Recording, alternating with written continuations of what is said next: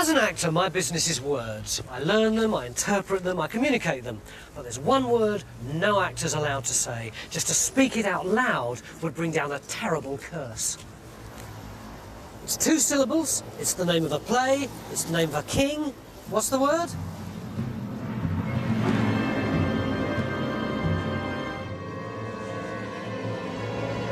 This is where the legend started, in Shakespeare's Globe Theatre. It was here that the men and women in the street would have stood to watch what we now call the Scottish play. And what would they have got for their money?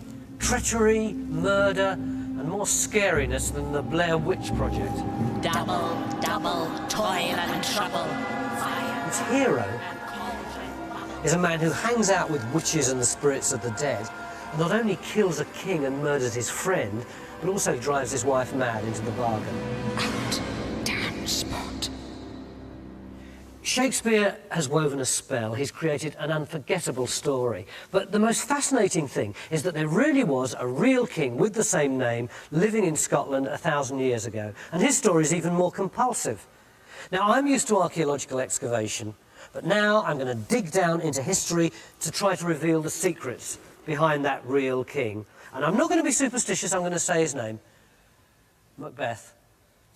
And I hope Shakespeare won't mind if I reveal a few of the secrets of his most unforgettable baddie.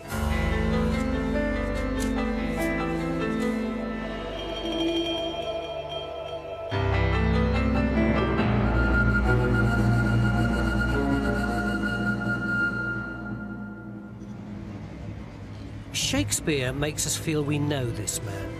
But the real Macbeth, King of Scotland from 1040 to 1057, is far more remote. Finding the real Macbeth means embarking on a journey that takes us all over Scotland, a journey that begins in the Highlands, Macbeth's birthplace, and the setting for the start of Shakespeare's play. And looking for Macbeth, what one is really trying to get back to is an understanding of what the old Scotland was like. He actually killed his own cousin. He should have gone there. He killed his own cousin to get into this position. The hardest thing to know in the past is what people believed, and it's really hard to get inside the heads of people in the past. Archaeology can usually bring history to life, but physical evidence from 11th century Scotland is pitifully thin. There was no pottery or coinage at that time, and all the national museums of Scotland can offer is a solitary axe head. This leaves us with the written records, and the problem here is that the historians were writing such a long time after the event. If we say that the present day is here, and the time when the real Macbeth lived is down there at the other end of the carriage where that bloke's just coming in now, then the moment that Shakespeare wrote his Macbeth, 1606, is about here, not halfway down the carriage. And Holinshead, who was the historian who Shakespeare got his information from, was just 30 years earlier here. So both Shakespeare and Holinshead are nearer the present day than they were at the time when the real Macbeth lived, if you see what I mean. But as we get nearer, Holinshead's sources were even earlier chronicles, but still 300 years away. From Macbeth's time itself, virtually nothing. A few lists of kings and annals from monasteries, but often contemporary sources are the most revealing. And amazingly, we've got a piece of Gaelic poetry from Macbeth's time called The Prophecy of Berchen, which gives us a description of the man himself. Macbeth is traditionally played on the stage as a dark, sullen, brooding character. But the prophecy describes Macbeth as the furious Red King, meaning not his hair, but his ruddy face. It also talks about his flowing blonde hair. In other words, he was physically the complete opposite of how he's normally portrayed. Such a big discrepancy should ring a warning bell. There's a fundamental difference between fact and fiction.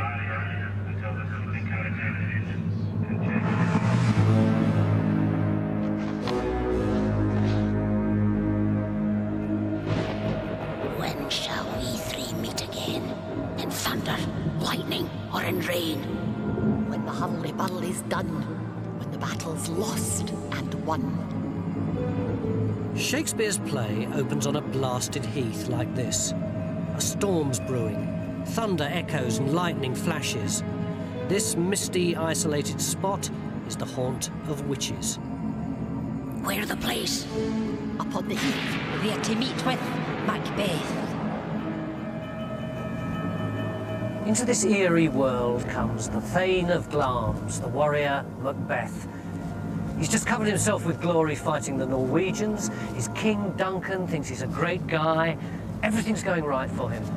Suddenly, he sees 3 hideous hags. All hail Macbeth, hail to thee, Thane of Glam. All hail Macbeth, hail to thee, Thane of Codder. All hail Macbeth, that shall be king hereafter. What's Macbeth supposed to make of it? He's always been Thane of Glamis, but what about the other 2 prophecies? The witches vanish, and a minute later, 2 of the king's men turn up and tell Macbeth he's just been made Thane of Cawdor. So the witches got 2 of the prophecies right. What about the 3rd one, that he'd be king? It gives Macbeth big ideas.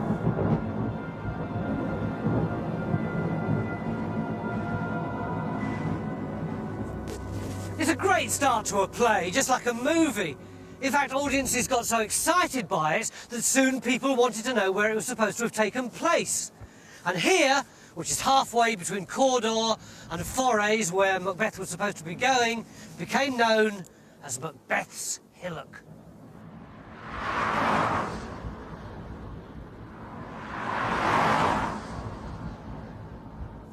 Cone, please. Dr. Johnson and Boswell came here. Ellen Terry, the actress, came here. Nowadays it's pretty handy for the A96. Brilliant marketing on the part of the Scots, because actually there's no evidence whatsoever that that hillock has anything to do with the real Macbeth. So, if you can't start your search for him here, where can you look? So, Cawdor, perhaps? Cawdor is a small village near Inverness, about 15 miles from Macbeth's Hillock. In the play, Macbeth becomes Thane of Cawdor, and people have liked to think of Cawdor Castle as his home, right down to an alleged bloodstain in the dungeon. But this turns out to be another red herring. The castle wasn't built until 200 years after Macbeth died. But actually, the starting point of the search is easier to find, because the real Macbeth was never Thane of either Cawdor or Glamis. In fact, he was never a Thane at all. A Thane was just a local boss. Macbeth was a warlord who ruled with absolute power in his Highland stronghold. He was Mormar of Murray, and this whole area was his territory.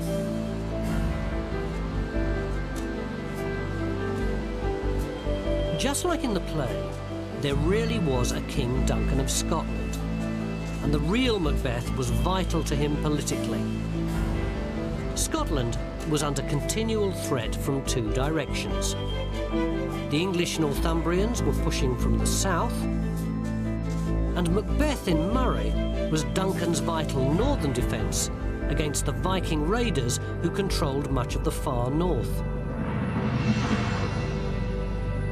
We don't know exactly when Macbeth was born, sometime in the early years of the 11th century. We do know that in his early teens, he had to flee for his life when his cousin killed Macbeth's father and took over the Mormarship. In 1035, Macbeth took his revenge, burning his cousin alive with 50 of his warriors, taking his title, and astonishingly, marrying his widow. Gruach is the woman who Shakespeare turns into Lady Macbeth, and she was a member of the royal line in her own right, as she was King Duncan's aunt. But does the fact that she married her husband's murderer make her as cold as she seems? Might she really have loved him? What has love got to do with it? I mean, come on, we are talking about the 11th century here. Now, if you're a woman from a noble or a royal bloodline, you're going to be married to the person who's going to take that bloodline on. And it has to be somebody who can do well in battle. We know nothing about Gruach as a person, except her name. We know her name. She's the first Scottish queen whose name we know. And we also know that she was very generous in that she gave land patronage to the Coldies, a kind of Celtic monk at Loch Leven in Fife.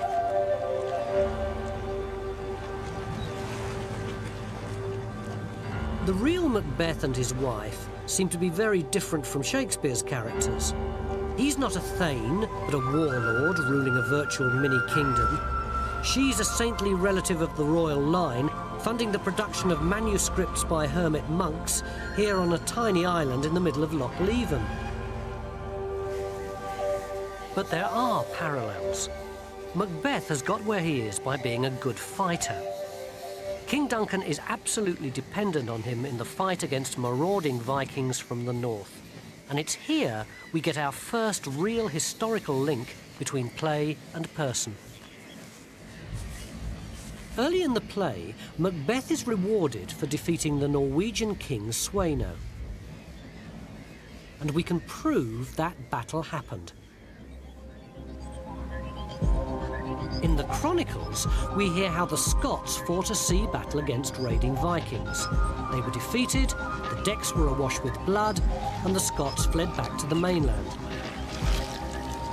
The Vikings came inshore after them, and at Torf Ness, just north of Inverness, the Scots were thrashed again. Not the massive victory that Shakespeare created to bolster Macbeth's military reputation, but here we have some real evidence to support the Chronicles. This is Tarbert Ness, the Torf Ness of the histories. The present church's cemetery ends here, but 1300 years ago there was a massive Pictish monastery complex on this site that stretched into those meadows over there and right down into the present-day car park over there. In this funny little area here, archaeologists have come up with a really great find. Evidence of burning covering rectangular stone buildings which can be dated back to the mid-11th century, which fits in beautifully with a series of Viking raids and reprisals in 1035, culminating with the Battle of Torf Ness. Not only can we establish that this battle was real, we can also get an idea of what it might have looked like. In the 18th century, the locals discovered a very old stone in Forres where Shakespeare set his action. It showed a battle of about the right date, and knowing their Shakespeare, it seemed natural to them to call it Sweno Stone. It's a masterpiece of Celtic carving. On the back, a mass of intricate patterns. But on the other side, carnage. There's soldiers arriving for battle. Here's a battle scene. Got a couple of horsemen here, some foot soldiers. And up here, a horrific post-battle scene. Below that hut, there's a pile of severed heads. And over there, a row of decapitated bodies. These people took no prisoners. For nearly 200 years since that stone was first discovered lying in a field, people have thought that it was about Macbeth's defeat of Sweno. But although we now know it was probably from a slightly earlier period, what it does do is to give a graphic illustration of what life must have been like around Macbeth's time, in what people now call the Marcher society. For Macbeth, going to war was normal rather than exceptional. Brutal killings were an accepted way of settling disputes and establishing status.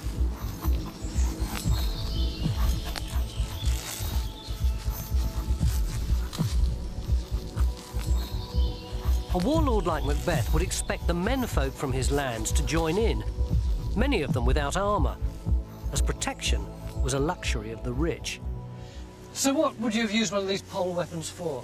This would have been about keeping you as far away from your opponent. In an old as was Pictish safe for hill yourself, fort, but at the I got a same time, crash course in 11th century battle from a very big weapons injure your enthusiast. opponent. Disembowel them, hit them up in the throat, but you would damage the ligaments, poking that in the top of the foot. Somebody's arm or leg. You know, you're stabbing, you're slashing, you're uppercutting, disemboweling. You're aiming for ligaments, you're catching the back of the guy's leg, crunching bones, obviously for piercing or slashing. It's outwards, you're trying to hit outward. The easiest way to imagine a battle of Macbeth's time is to think of a riot situation today, only with both sides hacking at each other at arm's length with deadly weapons, some as simple as household objects. Battle would have been short, brutal and very bloody. When you say short, what sort of time span would a battle last? You're probably looking about 30 minutes. Why so short? Because of the small numbers, it wasn't done on a massive scale that we imagine the medieval wars. It was done short skirmishes, so it was totally brutal. So the battle with the Norsemen looks like it was a pretty bloody affair. But what about an even gorier bit of the play? The killing of King Duncan.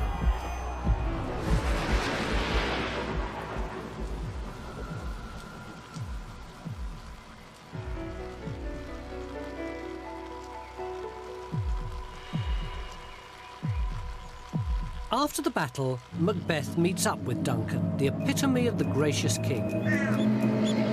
He congratulates Macbeth on his military success, but then reveals that he's going to make his son Malcolm king after him, which, as far as Macbeth's ambitions are concerned, is a bit of a stumbling block.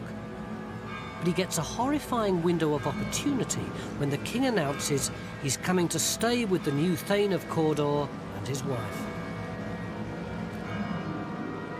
Macbeth hurries home to make preparations for a desperate murder plot. Egged on by Lady Macbeth, who sneers at him for being lily-livered, he slaughters Duncan in his bed, then pins the blame on Duncan's servants, who he swiftly executes. Sensing danger, Duncan's sons, Malcolm and Donalbain, flee to England, and Macbeth immediately accuses them of being behind the murder. But Macbeth's friends, Macduff and Banquo, aren't quite so sure. They know about the witch's prophecy, and they suspect that the finger of blame points fairly and squarely at Macbeth, who's already shot off to Scone to be acclaimed as king. It's one of the great murders of literature. But when we look at the real Macbeth, his path to the throne may have been different, but the route was just as bloody.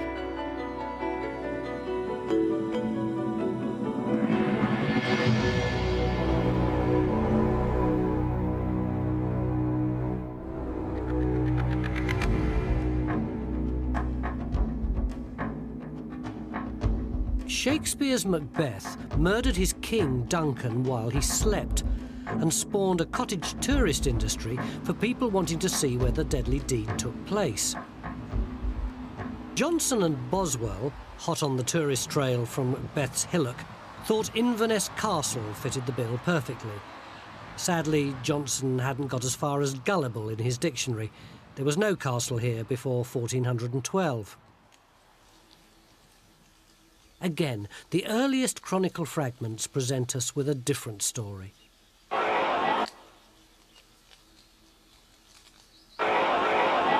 The real Duncan wasn't murdered in his bed, but slain on the battlefield. He was fatally wounded here, at Pitgaveny. A wandering monk, Maelbrichter the Hermit, who wrote a Chronicle of World History just 20 years after Macbeth died, states quite categorically that Duncan was killed by the warlord Macbeth at a place called the Hut of the Blacksmith. And a later historian adds that Duncan was mortally wounded in a skirmish, then carried the couple of miles to Elgin Cathedral to die.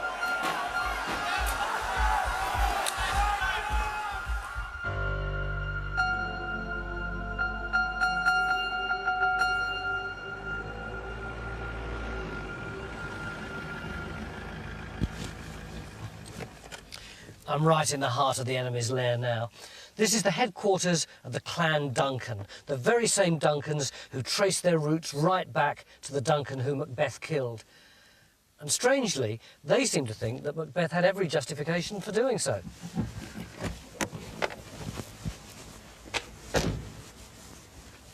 Macbeth wasn't the bad guy that Shakespeare pointed out. Within the terms of his own culture, he was actually quite a good king. And when he was making this bid for the throne, he was only adhering to a Celtic inheritance system, which was normal for the time. What do you mean a Celtic inheritance system? Well, in our system we use today, we keep thinking of the eldest child, particularly the eldest male child, inheriting the throne directly from his father. In the ancient Scoto-Pictish kingdom, that wasn't the case. What you actually had was a kind of royal kin group electoral college system in which a king could be selected from this kin group as long as he had been descended from one line of the family or another. Okay, so how did that work with the Donegal? Well, okay, we start with this system. Ron explained that under the age-old death, system when of he died in tanistry, 859, the kingship zigzagged between two branches of a wider royal family, when he died, both tracing it did back in to the fact first go king, Kenneth MacAlpine. And both branches dies. expected a fair crack of the whip. We're into the story. This is Malcolm II, the greatest king in Western Europe, he was described as. And he was aware of Then, those in the European 11th countries century, in his own Malcolm kingdom. II committed a That was saying, unilateral "You're act going of to inherit the self-interest. throne." Now, this was quite a different pitch altogether. He had no Then sons, we have but in the defiance of outbreak of tradition, cousin killing. he announced he was putting Now, his what grandson, he did do, he lived Duncan, sufficiently on the long to throne place after his him. grandson, the Duncan of the Macbeth fame. Ah, this is where we're into our story. Yes, and he's made sure the succession is going to, and that was his wish that it goes to him. He's trying to get this direct, linear system in go. And then, of course, Macbeth comes along and kills him. That would have been absolutely justifiable given the old... Absolutely. Macbeth was saying, hold on, it's my turn. Yeah. Because he's descended from that line of the family. Macbeth was correct in what he wanted to do. Killing Duncan was only the first step for Macbeth. He was now vulnerable until his claim had been ratified by his peers. He had to race south of the Highlands to claim his throne.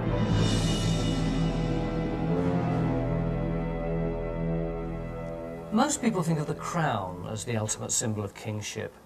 But 1,000 years ago, the real Macbeth wasn't interested in emeralds and rubies. The stone that interested him was this 336-pound block of Perthshire sandstone, the Stone of Destiny, the Coronation Stone of Scotland. Macbeth wasn't crowned.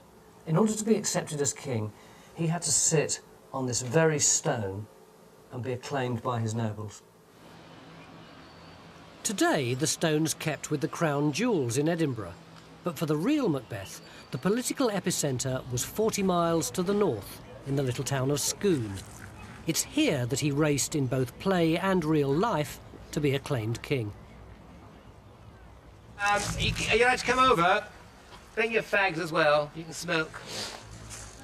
This was in fact the geographic centre of what was then Scotland. Very prominent religious, very important religious centre. Being the geographic centre of Scotland, it was here Kenneth MacAlpine brought the famous Stone of Destiny. Scone Palace today would be unrecognisable to Macbeth. There's a 19th century palace and chapel and a concrete replica of the Stone of Destiny, chocked up on a couple of blocks and left to the mercies of the weather and tourists. 1,000 years ago, there would have been a vast abbey church extending from here all the way down towards that car park over there. When Macbeth was being made king, we think that something like this would have happened.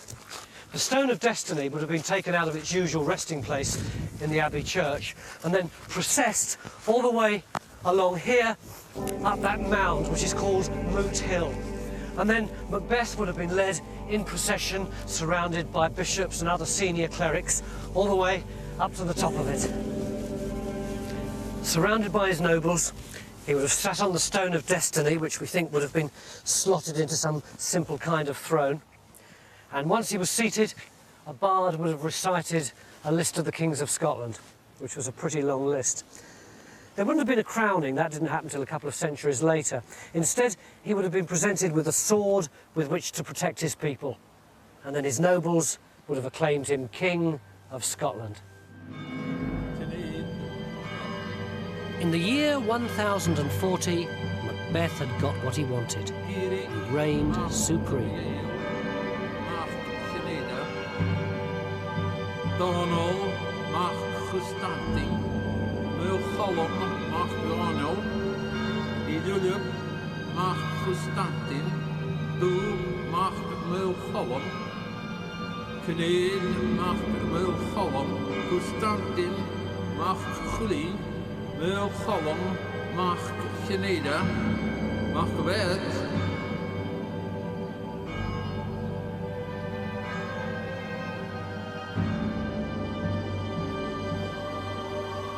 The real Macbeth came to the throne in his early 30s.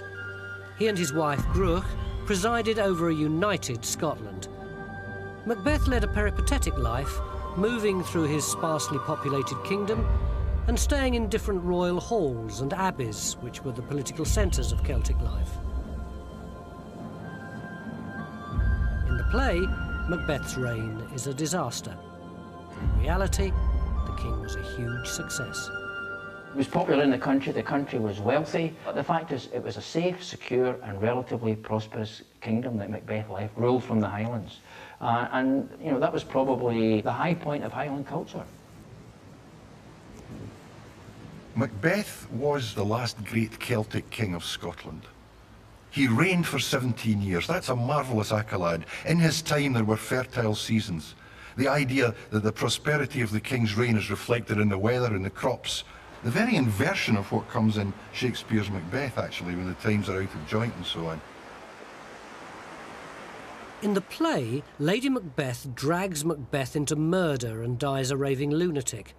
But in life, they were a team, and Lady Gruach enhanced Macbeth's reputation. This is a period in which kings of Scots are really fashioning themselves as kings of Scots. They're having great genealogies written about themselves, linking themselves back to Kenneth MacAlpin.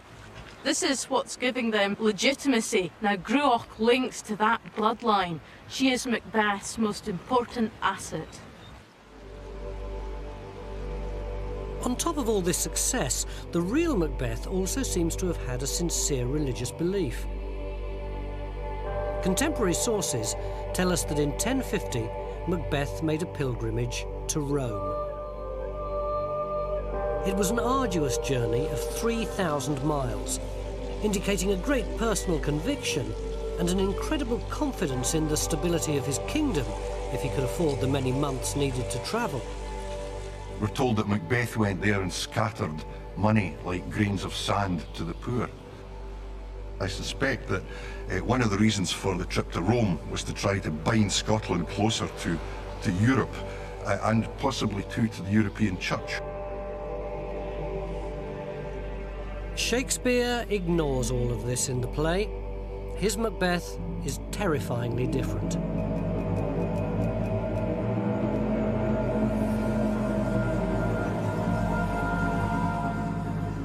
Macbeth's friends know too much. He has Banquo murdered and sends assassins to kill Macduff. But Macduff has left for England just in time. The assassins kill his wife and children anyway. But as the country falls apart, so does Macbeth. At a banquet for his nobles, he sees Banquo sitting accusingly in his chair.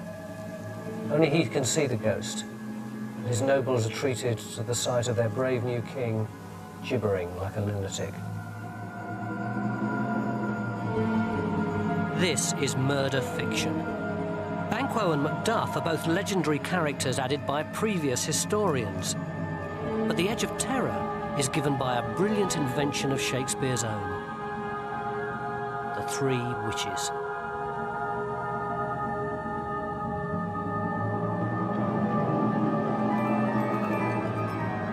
The importance of these witches can't be overestimated. All of Macbeth's actions are motivated by their prophecies. The important dimension is the issue of witches in the time of Shakespeare. And there had just been a huge witch case, a very sensational case, in 1590-91, the North Berwick case as it's called, when dozens of witches were accused of trying to destroy King James VI, later King James I, through witchcraft.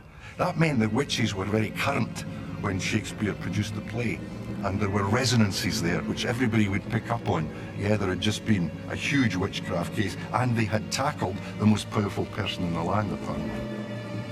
Not only has Shakespeare fixed Macbeth in the mind of the public, he also single-handedly created the popular image of the witch as an old hag huddled over her cauldron. Double, double, toil and trouble, fire burn and cauldron bubble.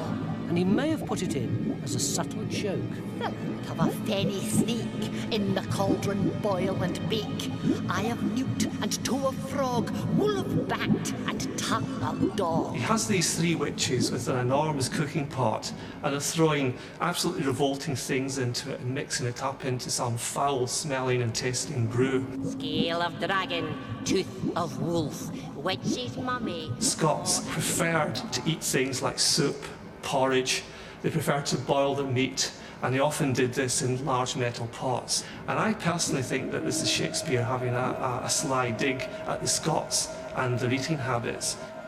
Adaram, Macbeth doth come. Macbeth can't believe that the great prophecies have got him into such a mess, so he goes back to the witches again to bolster his confidence. This time they promise him, 1, that he'll reign till Burnham Wood comes to his castle at Dunsinane, and 2, that he won't be killed by anyone born of a woman. Then live, Macduff. What need I fear of thee?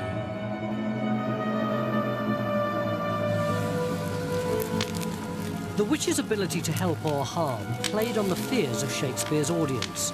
More witches were tried and burnt in the 17th century than in any other age. 5 centuries earlier, witchcraft was far less of an issue.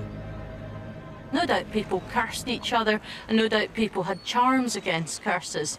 The church wasn't terribly interested in this. It rather left people to sort out their magical affairs for themselves. You might get the occasional exorcism, you might get the occasional blessing, you might get the occasional curse. But the church didn't want to be seen to be taking the old ways and the old gods too seriously. They preferred to say if people said they had been riding with Diana in the night or riding with Hecate, you know, well, they preferred to say to them, well, you're making that all up. That's the illusions of devils. They didn't want to dignify this by taking it too seriously. But witches or no witches, Macbeth was in trouble. He'd killed Duncan. In both play and real life, Duncan's son Malcolm had survived and was out to avenge his father and take back the throne. Malcolm had forged an alliance with the hated English and was marching north to get Macbeth. It was payback time.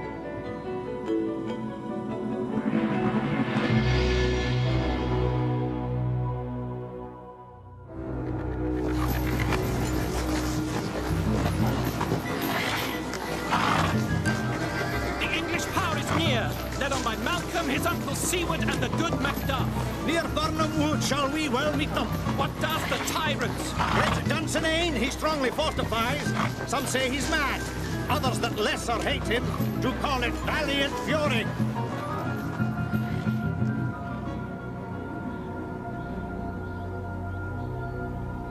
In Shakespeare's story, Macbeth is safely holed up in his castle at Dunsinane, awaiting the attack of Duncan's son Malcolm and the Northumbrians.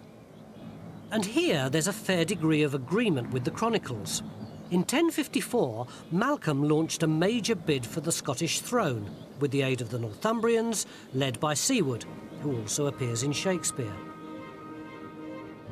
But where was Macbeth? Was Dunsinane his stronghold? This is Dunsinane Hill, Shakespeare's Dunsinane, and referred to in the Chronicles as Dunsin, or even Dunsean. There's nothing here now except for a few stones, but there are good reasons for believing that this is Macbeth's fortress.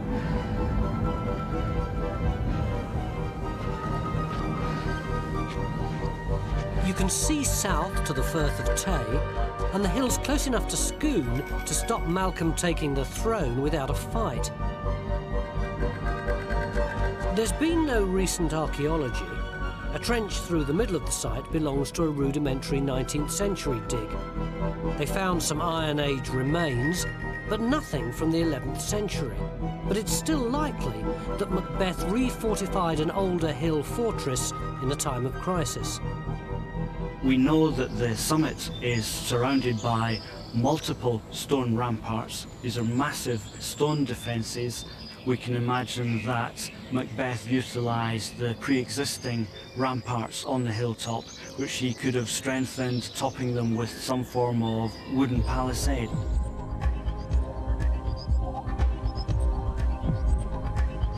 This is what Malcolm and his forces would have had to face.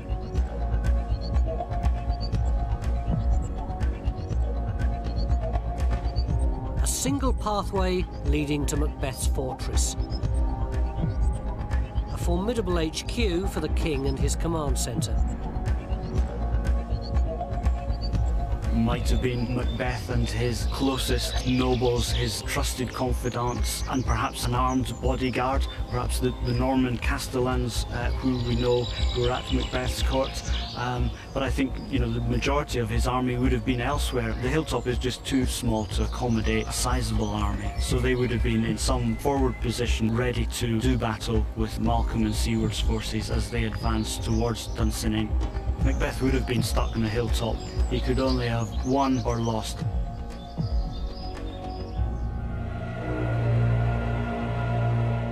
The play's reaching its climax.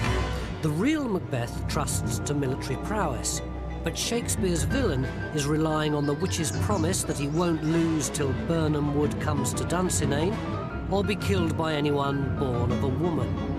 What he doesn't know is that Malcolm has planned a surprise attack on Dunsinane using a primitive form of camouflage.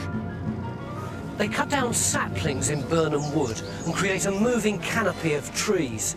Macbeth's startled men report back to him that the wood is moving towards Dunsinane. One prophecy down, one to go.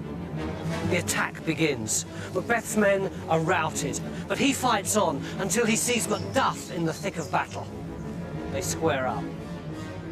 Macbeth shouts his defiance. "I've got a charmed life," he says. "No one born of a woman's going to get me." Macduff says that's fine. He was born by caesarean section, not born of woman at all. But he doesn't give up. Shakespeare has him go down fighting. "Lay on Macduff, and cursed be he that first cries hold enough." And then he disappears off stage. We don't actually see him die, but Macduff returns with his head, and Malcolm goes off to Scone to be acclaimed king. That's Shakespeare's version of Macbeth's downfall. How close is he to the truth? Well, the bare bones seem fine. Many of the sources speak of the attack coming from Birnam Wood or the wood moving to Dunsinane. But there's something really strange. Malcolm's army was coming from northeast England over there, and Birnam Wood is right over here. Why did Malcolm's army bypass here, Dunsinane, before he attacked Macbeth? One reason might have been tactical. You have to remember that this landscape would have looked totally different 1,000 years ago. Birnam Wood would have come much closer to here than it is now. It would have been a marshy, difficult, dangerous place for an army to move about in. But if it meant you could get much closer to Macbeth without being seen, it might have been worth it.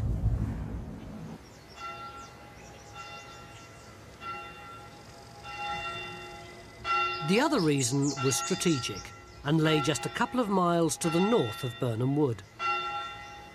This is Dunkeld, on the main artery of the Tay. It was a major rallying point for the relatives of Duncan's line and those opposed to Macbeth.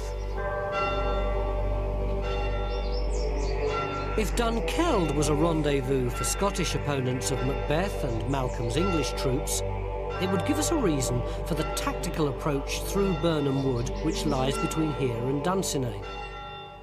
And there's other evidence that the Dunkeld-Birnam Wood approach was just part of a clinically executed strategy.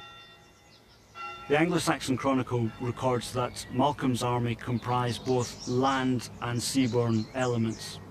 The seaborne elements would have travelled up the east coast of England and the east coast of Scotland, and then sailed into the Firth of Tay, and disembarked troops would have approached Dunsinane from the east.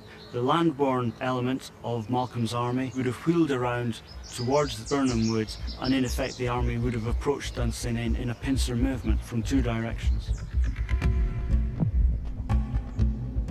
Take away the witch's prophecies, and Shakespeare got the military history just about right. A carefully executed strategic advance through Burnham Wood by superior forces with the element of surprise. We know the battle took place on a religious festival known as the Day of the Seven Sleepers, which makes it the 27th of July, 1054.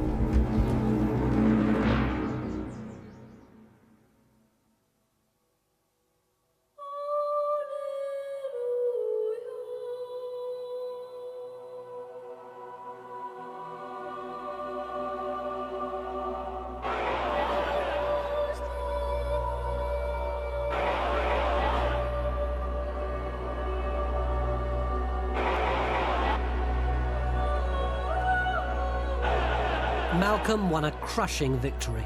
After 14 years of absolute power, Macbeth was defeated. But the end of the story is totally different from Shakespeare's play, because in reality, Macbeth survived and escaped back to the north with his family. Malcolm did go to Scone to be made king, so now there were two kings, Malcolm in the south and Macbeth, a shadow of his former self, clinging on to his home territory in the Highlands. Macbeth was back in Murray. It was the ultimate north-south divide. The mountains provided him with a natural defence, but they also isolated him. He was still popular with the Highland people, but most of his troops were dead. Unlike Malcolm, bolstered by English support, he had no means of getting reinforcements. Macbeth had positioned himself in Lumfannon, a strategic point 5 kilometres north of the principal pass through the mountains.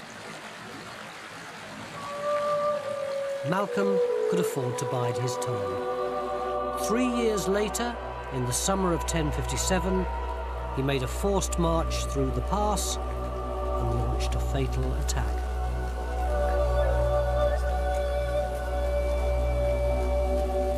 Macbeth was dead. In an act of symbolic vengeance, Malcolm chose to attack him on the day of the Mass of St Mary, the 14th of August, the same day that Macbeth had killed Malcolm's father, Duncan. By all accounts, the battle was short, and when it was finished, the last remnants of Macbeth's troops dragged him up to this place, overlooking Lumfannon, and buried him under a pile of rocks. And here it is, Macbeth's cairn, his final resting place.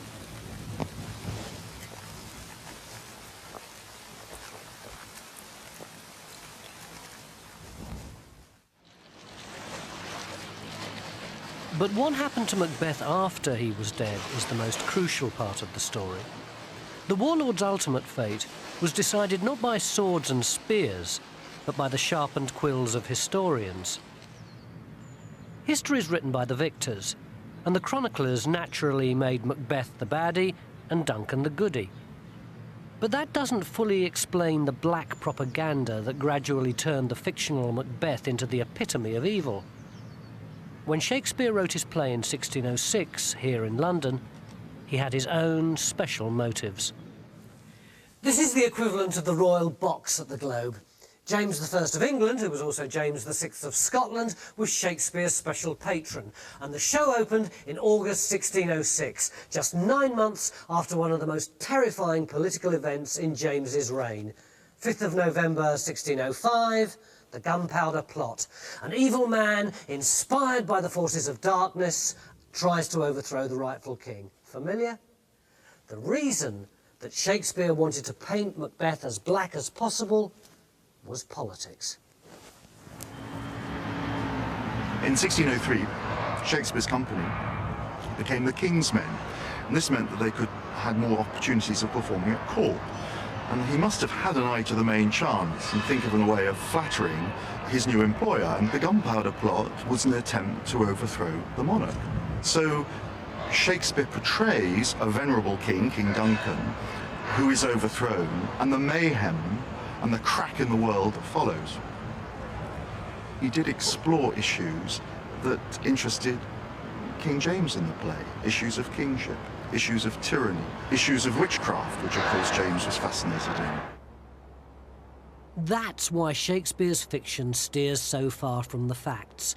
It's why the witches are all important, why Macbeth has no redeeming features. James thought witches were out to get him. He personally interrogated them at witch trials. He said Guy Fawkes was led by the devil, so Shakespeare was playing up to him. But Shakespeare was right in picking on Macbeth as a symbol of threat to the established order. From Malcolm's time onwards, he was a scary figure. Not for what he was, but for the cultural forces he represented. What Macbeth symbolised was that there was an ever-present threat from the north, from the Gaeltacht, from Gaelic-speaking Scotland, and the kings of Scots from then on had to keep a very careful weather eye on what was happening in the north, otherwise there might be a bid from that part of the kingdom. And they became quite paranoid about that down through the centuries. They were very aware of this threat from the nativist part of the population, if you will.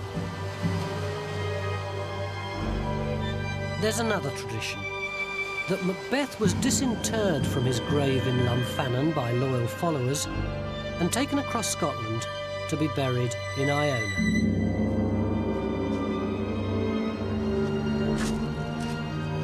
The shrine of St Columba on Iona was one of the most holy places of Celtic Christianity. Tradition says that there are 16 early Scottish kings buried here, their graves now unmarked. It would be fitting if one of them is Macbeth, because he was a true champion of traditional Celtic culture. It's a side of his character which doesn't come out at all in Shakespeare, and may help account for the blackening of his name by later historians from a new and anglicised Scotland. If Macbeth had lived, it would have been a different Scotland, because Macbeth came from the Highlands. He was the last king to govern Scotland from the Highlands, and then when Malcolm Canmore moved the court south, married an English princess, then the whole orientation of later medieval Scotland took place. Macbeth was a king in the old Scottish heroic tradition, the man who showed his greatness by feasting, by great generosity to others. And he was succeeded by a man who married an English wife, who turned Scotland round into an Anglo-Norman kingdom, which is very much part of Europe, with the same architecture, the same type of coinage, the same material culture. And if Macbeth had survived, he might have been able to keep Scotland as a Celtic kingdom. You don't embark on a TV programme like this without knowing roughly where it's going to take you. But as we've been tracking the historical Macbeth around Scotland, trying to find out what he was like from the few fragments and clues that history's left us, something else has emerged, and it's taken me completely by surprise. Shakespeare's play may be a wonderful, bloodthirsty story, but at the end of the day, it's just a piece of entertainment. It now seems to me that when the real Macbeth died, something else died with him. A whole possible future for the Scottish nation. Out, brief candle, life's but a walking shadow. A poor player that struts and frets his hour upon the stage, and then is heard no more.